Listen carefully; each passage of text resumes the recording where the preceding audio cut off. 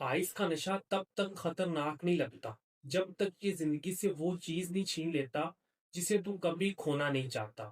For example, ایک لڑکا تھا، روز کہتا تھا میں کنٹرول میں ہوں بھائی، مجھے سب پتا ہے، میں چھوڑ دوں گا۔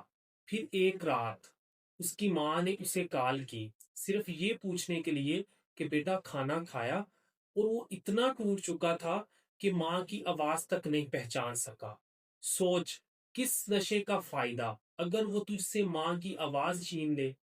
اگلے دن اس نے روتے ہوئے کہا، بس بھائی میں اس نشے سے نہیں، خود سے ہی ہار رہا تھا، آج سے ختم۔